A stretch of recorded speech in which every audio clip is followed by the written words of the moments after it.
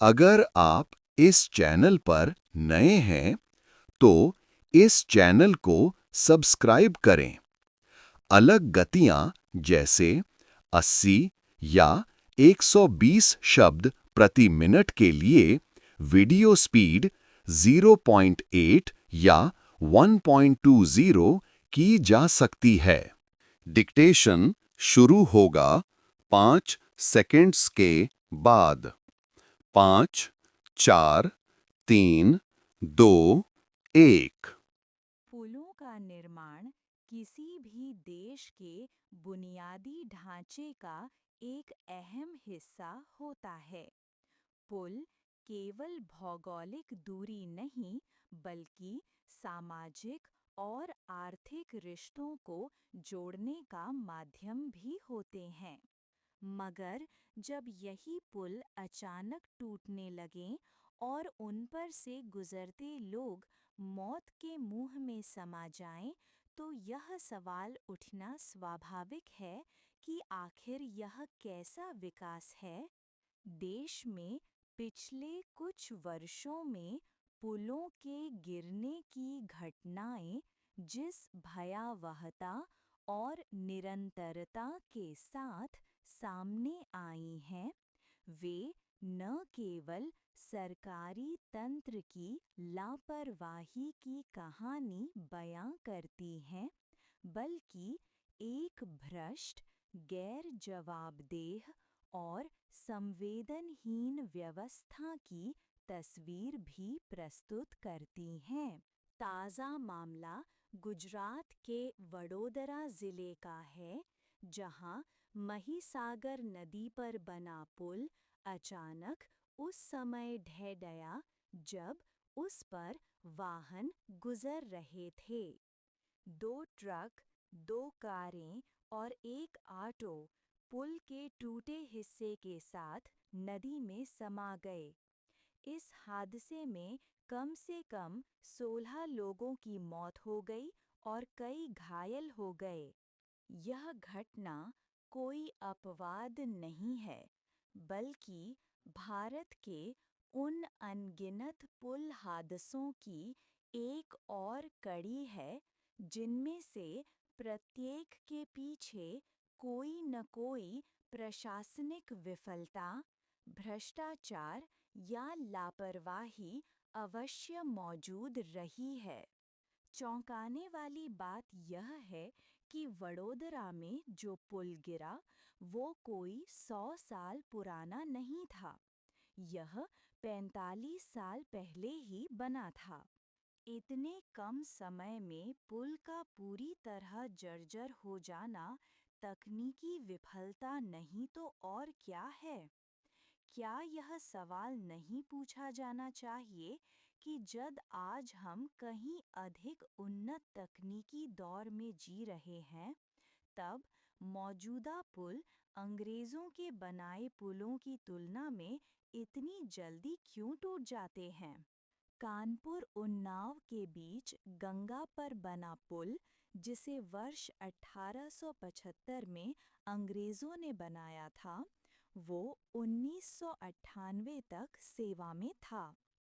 कासगंज के नदरई पुल ने 100 साल तक साथ निभाया और प्रयागराज का करजन ब्रिज 90 साल से अधिक चला।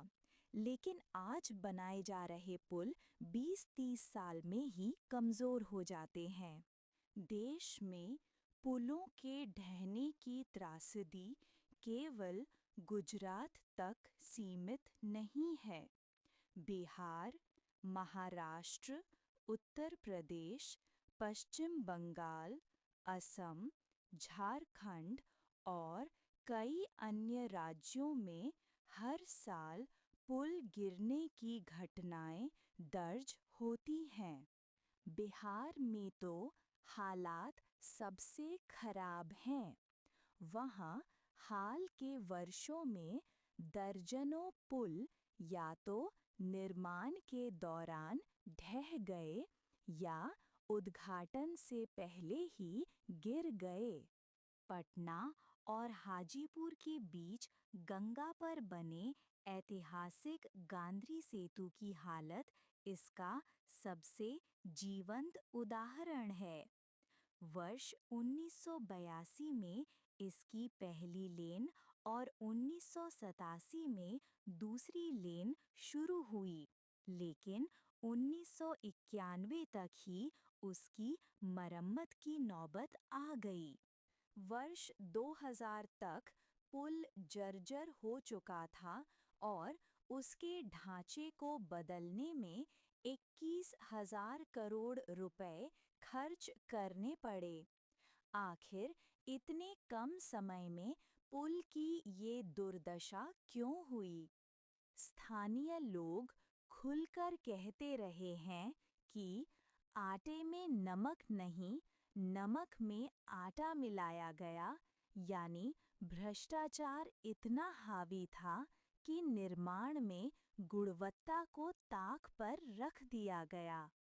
पुलों के निर्माण और रखरखाव की जिम्मेदारी सरकारी महकमों की है, लेकिन क्या यह सवाल नहीं उठाया जाना चाहिए कि जब ऐसे हादसे होते हैं, तब उनकी जांच रपटें क्यों सार्वजनिक नहीं होती? यदि होती भी हैं, तो उन पर कोई कार्रवाई क्यों नहीं होती? क्या कभी यह बताया गया कि गांधी सेतु की इतनी खराब हालत के लिए कौन इंजीनियर, ठेकेदार और अधिकारी जिम्मेदार थे? और क्या उनमें से किसी को सजा दी गई? जवाब है नहीं। यही कारण है कि लापरवाही और भ्रष्टाचार का ये चक्र बिना किसी रोक-टोक के चलता जा रहा है। कुछ महीनों पहले ही महाराष्ट्र के पुणे जिले में इंद्रायणी नदी पर बना एक पुल भी टूट गया था। वह पुल पहले से ही जर्जर था और प्रशासन ने उसे बंद कर दिया था। मगर न तो उस पर निगरानी थी, न ही कोई रोक-टोक।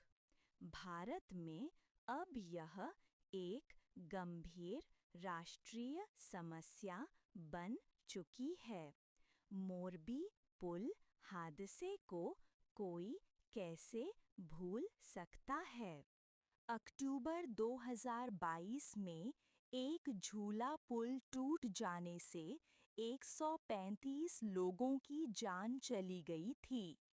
उस समय भी यह कहा गया था कि सभी पुलों की जांच की जाएगी, कमजोर पुलों की मरम्मत कराई जाएगी, सुरक्षा मानकों को सख्ती से लागू किया जाएगा।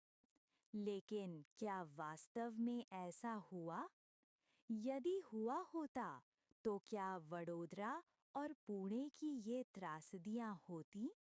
दरअसल समस्या केवल तकनीकी नहीं है, ये प्रणालीगत है। जिस वक्त कोई पुल बन रहा होता है, उसी समय उसमें भ्रष्टाचार की नींव रख दी जाती है। निविदा प्रक्रिया में धांधली होती है, सस्ती और घटिया निर्माण सामग्री इस्तेमाल होती है। निरीक्षण के नाम पर खानापूर्ति की जाती है। यदि कोई अधिकारी ईमानदारी से काम करना भी चाहता है, तो उसे या तो बाहर निकाल दिया जाता है या किनारे कर दिया जाता है। इस बात को भी नकारा नहीं जा सकता कि हमारी सार्वजनिक चेतना बहुत सीमित है। हर हादसे के बाद कुछ दिन शोक, कुछ दिन आक्रोश और फिर भूल जाने की प्रवृत्ति आम हो गई है।